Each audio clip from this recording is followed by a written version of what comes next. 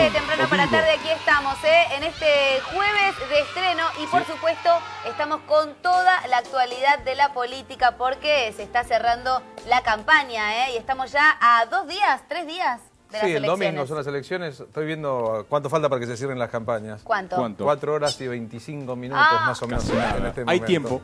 ¿Es bueno o es malo? No se sabe, pero como quiera que fuese... ¿Habrá indecisos todavía? Y a lo mejor hay gente que decide el voto ahí. A las 8 de la mañana. Hasta las 8 de la mañana Ahí. de mañana hay Ahí margen para hacer cosas. Se presentó solo en el anochecer de un día agitado. Fuerte el aplauso. Cierre de campaña.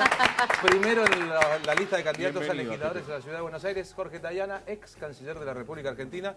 Ex canciller, gracias por estar acá. No, muchas gracias a ustedes por invitarme. Suena raro ex canciller, ¿no? No, sí, pero son esas cosas que quedan, a veces se usan esos cargos, queda el cargo después de la función. Claro, es como si uno dijese el hijo de un prócer del peronismo, el único médico que atendió a Eva Perón y a Juan Domingo Perón, por ejemplo, Eso es verdad. su padre Jorge Tayana. Eso es verdad, sí. El peronismo le vino de cuna, por ende. Sí, me vino de cuna y con la proscripción, así que aprendí el peronismo de la parte difícil, digamos. ¿Y qué hay en estos días que se habla del nuevo peronismo, ¿no? De una reversión del peronismo? Muchos candidatos los he escuchado hablar de este tema. ¿Existe o no existe? ¿Es siempre el mismo? No, el peronismo cambia porque cambia la realidad, entonces y quizás una de las características más notables del peronismo es interpretar esa realidad, pero me parece que si hay algo que es claro es que el gobierno, estos 10 años de gobierno de Néstor y Cristina son peronismo puro, ¿no? Está Así muy que bien. ese es el centro del peronismo. El peronismo puro, es interesante esto, usted pertenece a la generación setentista del peronismo porque fue en el Sí. momento que se asomó a la vida política. El peronismo de la proscripción era el peronismo de su papá, el suyo fue el de los 70 y ese peronismo de los 70 parece resignificado en la última década. ¿Cuándo empezó a darse cuenta usted que Néstor Kirchner, presidente a partir de 2013, venía a hacer una cosa importante para la historia argentina en general? Cuando yo volví a vivir en la Argentina en el 2001, viví varios años afuera y los últimos 6 años en Washington en un organismo de derechos humanos, en la Comisión Interamericana de Derechos Humanos, yo trabajaba ahí. Y decidí volver a vivir en la Argentina porque mi mujer, Bernarda Llorente, Bernarda, empezó a trabajar que era gerente de contenido de Telefe junto a Claudio Villarroel. Entonces decidimos volver porque era una buena oportunidad y si uno está afuera, al final nunca vuelve. Entonces cuando hay una buena oportunidad hay que volver. Entonces ella tenía un buen trabajo, yo volví a dar clases en la universidad. ¿El trabajo era allá. Telefe? Sí, yo renuncié allá y cuando volví, en medio del 2001, que era una época Divina. sombría, era obvio que se venía una tormenta. No era el perfecta. No era el mejor momento Vos para vas volver. a volver, te decía, bueno. Claro. Ahí lo vi a Néstor, ¿no?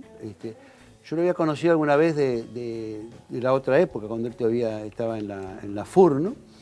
Y el que me acercó fue el Flaco Kunkel, que había sido uno de los jefes históricos de la FUR. ¿Eso en el ámbito de La Plata, la Universidad de La Plata, lo había conocido? Lo había conocido en esa época, era en el movimiento estudiantil, yo estaba en Buenos Aires, pero había tenido alguna vinculación con él. Y ahí empecé a vincularme a través del Flaco y del grupo de Luis Ilarregui, que estaba en la provincia y en La Plata. Y empecé a acercarme a un grupo y en el 2002... yo fui secretario de Derechos Humanos de la provincia, que me nombró Felipe Solá, y seguí colaborando con el grupo de Néstor, que era un grupo chiquito. El grupo Calafate, el grupo... Claro, con un grupo muy chiquito, y que nos estábamos preparando para hacerle, cuando se abre el proceso electoral, para hacerle campaña en el 2003 con perspectiva de... Ganar en el 2007. Claro, en el 2007 no va a ir bien, decíamos. Exactamente, la perspectiva original era esa, Era esa. cambió todo brutalmente porque la realidad está más Porque allá. De la Sota no movió el amperímetro, porque Felipe no quiso, porque Reutemann no quiso y porque Néstor, Dio un paso sí al frente que era y un dijo, hombre audaz, dijo sí, y ahí dijo vamos. Y yo me ahí- presento. Cuando eso se decidió, la intención de voto de Néstor Kirchner era el 10% más o menos como candidato individual. Cuando empezó Menos, esa campaña. era menos. Era menos del 10%. Era menos del 10%. Y ahí se lanzó y bueno, y rápidamente vimos que efectivamente había una posibilidad. Y bueno, y los que nos conocíamos, creíamos que él iba a hacer lo que finalmente hizo, ¿no? O sea, realmente la crisis había una oportunidad extraordinaria de cambiar la ecuación política de la Argentina. Es interesante porque para mucha gente fue una sorpresa aquel presidente que dijo no voy a dejar las convicciones en la puerta de la Casa Rosada, cambio es el nombre del futuro, conmigo no van a poder, yo no me voy a... Y para mucha gente fue una sorpresa que hubiera coherencia entre la obra y el discurso. Usted dice, los que lo conocíamos de antes sabíamos que iba a ser así. Sí, bueno, y además eso son las circunstancias que producen las crisis, ¿no? Las crisis son tremendas, pero al mismo tiempo abren oportunidades. Seguro. Y lo que tenía Néstor es un enorme talento para saber aprovechar políticamente las oportunidades que daba la crisis, porque él teníamos una debilidad enorme, ¿no? Eso lo contaba él, ¿no? Sí. Que el primer día había que pasar la primera hora, la segunda hora, y cómo fue construyendo desde una enorme debilidad una capacidad de tener poder político para transformar la realidad. Hoy que a 3 años de la muerte de Néstor Kirchner, perdón, el domingo se cumple el día de las elecciones, su ausencia es muy evidente, pero al mismo tiempo su presencia también es muy evidente. Quería preguntarle cómo se relacionó él con usted, que venía de un pasado diferente al suyo, que había estado una parte importante de su juventud preso. ¿Usted estuvo 10 años preso en total? No, tanto no, 7 y medio. 7 años y medio preso.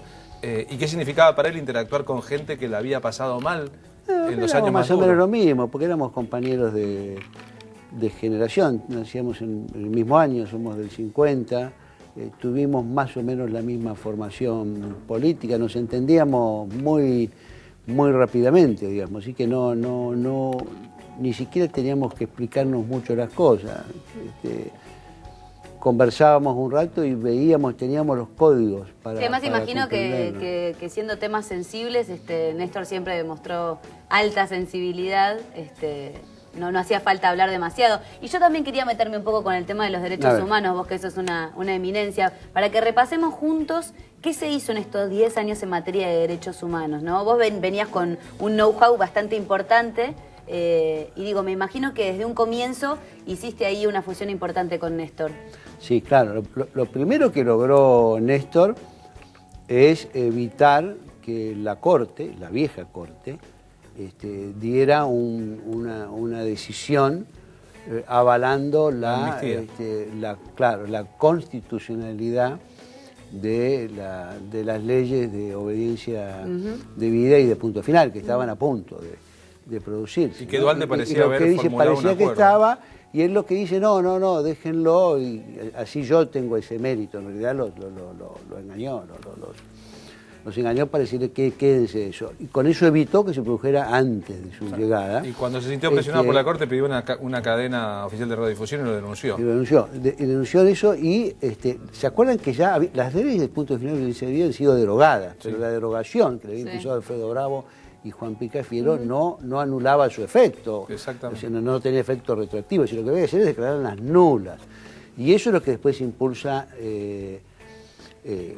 Néstor. Pero lo primero que hace también es demostrar que él va a anular el decreto de la Rúa que impedía tramitar la solicitud de extradición. ¿Por qué?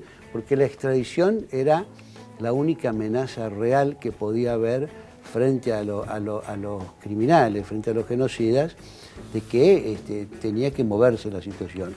Al dar el decreto que impedía la extradición, lo que se garantizaba era impunidad total. No hay juzgamiento en la Argentina, no hay extradición, esto es un parque donde paseamos. Nadie más va a juzgar. Entonces, que es una primera cosa, eso me tocó porque estábamos en la Cancillería.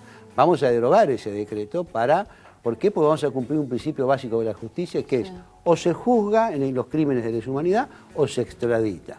Al comenzar a tratar los casos de extradición, el mensaje que se dio es, muchachos, o va a haber juicio acá o va a haber extradición, pero impunidad no va a haber. Se acabó la impunidad. Y eso era una cosa que Néstor tenía muy claro, porque estaba convencido que con impunidad de los delitos de lesa humanidad no era posible construir una democracia estable. Después vinieron los gestos, los cuadros y después vinieron los juicios. Había ahí una idea inicial. Estratégica también. Usted es una rara avis que bajó de la Cancillería al llano absoluto.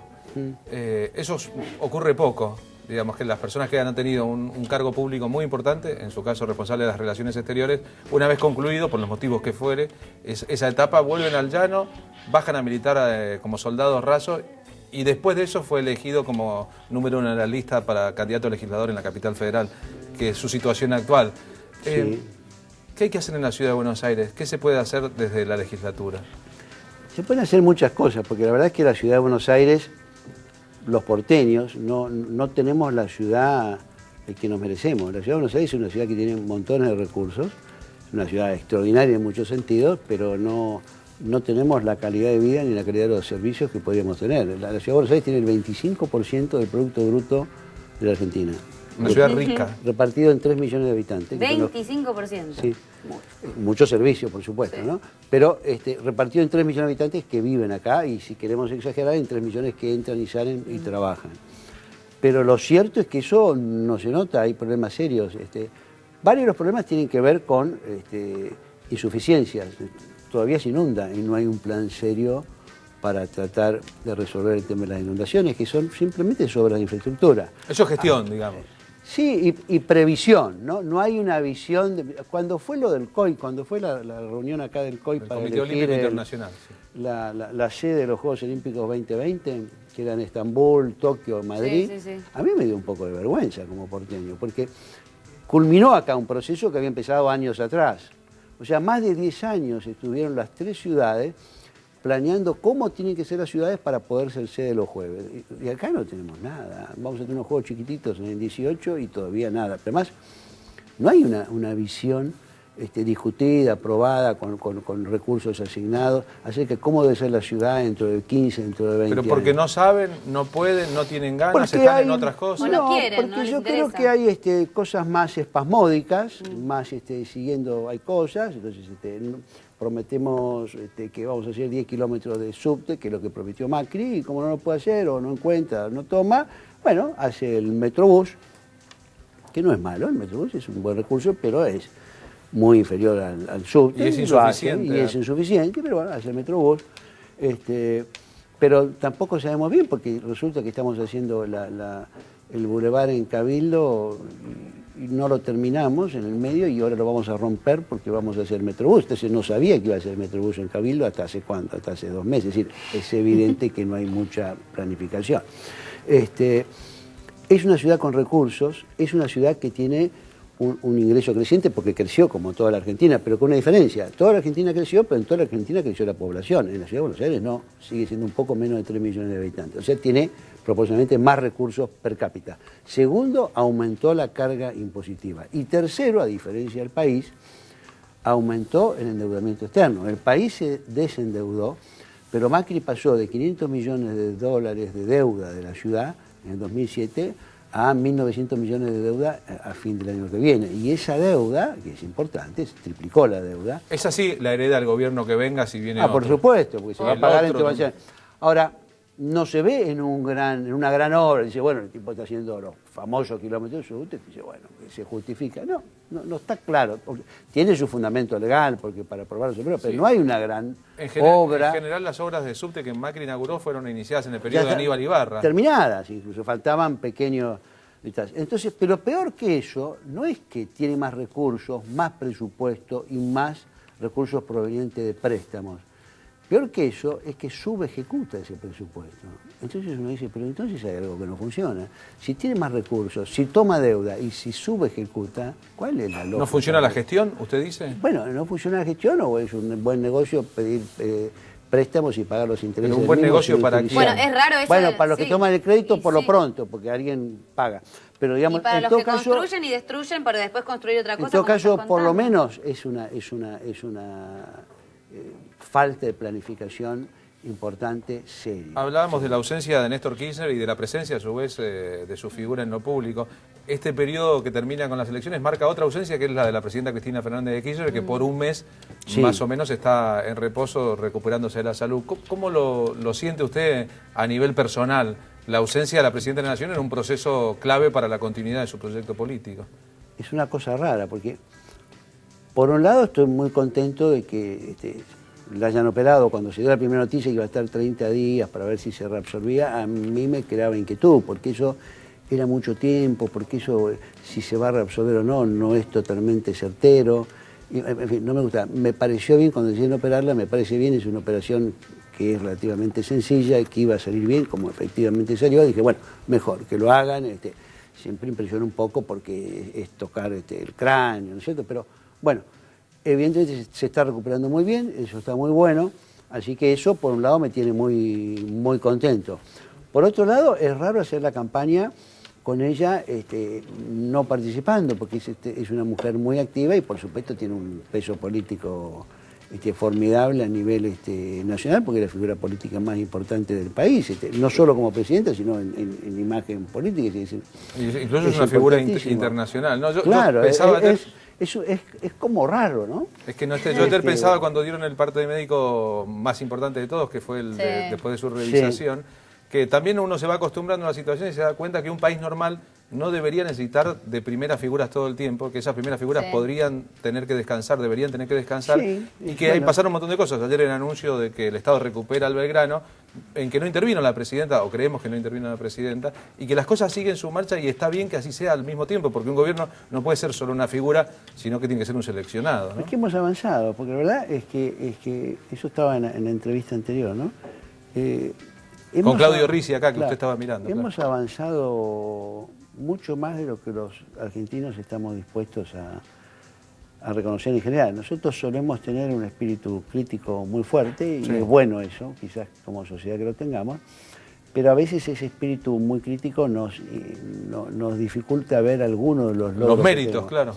Por ejemplo, este domingo tenemos una elección que tiene esto que es el día del tercer aniversario de Néstor, pero es una elección que de alguna manera también es un homenaje a los 30 años de democracia, ¿no? Sí, claro. 30 de octubre son 30 años. Nunca tuvo la Argentina 30 años de democracia. Todos los que se desgarran las vestiduras y dicen que es un desastre, que la Argentina y que somos una cosa tremenda, nunca tuvimos 30 años de democracia. Y si algo está seguro en Argentina es la democracia. Podemos discutir sobre la calidad de la misma, que uno puede creer que sea de tal tipo, que otro sea mejor calidad, todo eso es opinable. Pero nunca tuvimos 30 años de democracia y tan sólida como tal. Esto es una cosa que tenemos que enorgullecernos todos y es mérito de todos, empezando por el señor que ganó las elecciones el 30 de octubre, que fue Raúl Alfonsín, por supuesto, ¿no? O sea, es una construcción, 83, es una construcción de todos los argentinos y todos deberíamos felicitarnos de eso, ¿no? Jorge, apelando a su capacidad de análisis, si Alfonsín ganó en el 83 es porque el peronismo del 83 no era la mejor opción posible. ¿Por qué cree usted que ocurrió entonces eso, que fue la primera derrota de la historia del peronismo en una elección? Sí. Bueno, porque el peronismo no se había recuperado de la muerte de Perón. La muerte de Perón se da ya en un momento de mucha tensión interna en el peronismo. 9 años Esa antes de tensión esa elección. interna del peronismo termina en un conflicto serio y termina en un golpe tremendo de un gobierno que era muy difícil de defender, que era de Isabel Perón. ¿Colaboró en la derrota esa Luder, el Cajón, Herminio Iglesias, el fósforo aquel día en la 9 de julio? Sí, pero eso es lo anecdótico. Quizá más serio que el Cajón es que Luder avalaba la autoamnistía de los militares, con lo cual me parece que lo que se demostraba... Sí, pero más allá del acuerdo, lo que se demostraba es que no tenía ese sector del peronismo una comprensión cabal de la profundidad de la herida que había abierto en la sociedad argentina la dictadura militar y la gravedad de lo que había pasado. Me parece que eso es lo más importante y que la sociedad argentina requería un cambio, una política de curación, de tratar eso mucho más profundo. ¿Qué es lo que vio Alfonsín? Lo que vino a encarnar Alfonsín, que tenía un discurso Alfonsín hizo un juicio a la Junta, después retrocedió, en fin, todas las circunstancias que sabemos, pero tuvo más noción de que había un problema muy serio y que había que encararlo. Hizo la CONADEP, hizo el juicio, se dio cuenta... Tenía Menem también ahí revoloteando. Sí, bueno, ahí lo tenía cerca Menem, y después Menem creció, digamos, ¿no? Después Menem se independizó. Yendo un poquito ahora a la actualidad, para ir cerrando un poco la entrevista, ¿qué le diría a los indecisos o a aquellos que siempre al momento de votar quieren tirar todo por la borda y volver a empezar, ¿no? Porque esto también es parte de los argentinos. Que eso es una mala costumbre, es una mala costumbre. Yo creo que el Frente para la Victoria ha demostrado una capacidad importante para sacar a la Argentina de la crisis y para avanzar en un camino de reconstrucción. Creo que en ese camino se han obtenido cosas y creo que se van a obtener cosas importantes. Creo que para reducir el trabajo en negro, que está en un 34%, creo que para seguir bajando la desocupación, que está en un 7 y pico %, creo que para seguir recuperando el tejido productivo, es decir, la capacidad industrial, creo que para tener una mayor integración productiva y creo que para lograr una mayor integración regional, quien está en mejores condiciones de hacerlo sigue siendo el Frente para la Victoria. Y esas son buenas razones para votar y para hacer mejorar la inclusión social. Creo que para esas cosas el Frente para la Victoria y el apoyo al gobierno de Cristina es la mejor manera de que esas cosas se puedan concretar más eficazmente. A nivel de la ciudad, creo que fortalecer el Frente para la Victoria es ir construyendo un modelo distinto de ciudad, un modelo más participativo, un modelo más inclusivo, un modelo con más educación, con más salud y con más soluciones estructurales a la ciudad. Por esa razón yo creo que le pido a los porteños que apoyen al Frente para la Victoria. Bien. Es bueno escucharlo porque piensa y después habla. Hemos visto tantos candidatos que hablan y después piensan en esta justa electoral. Gracias por haber estado acá. No, gracias a usted por la invitación. Cerramos esta entrevista que la verdad ha sido más larga de lo habitual, pero valía la pena escuchar a un hombre tan sabio, ¿no? Cierto. Bueno, vamos directo al corte y enseguida regresamos con lo último ya de temprano para tarde. No se vayan, no se muevan, ya volvemos.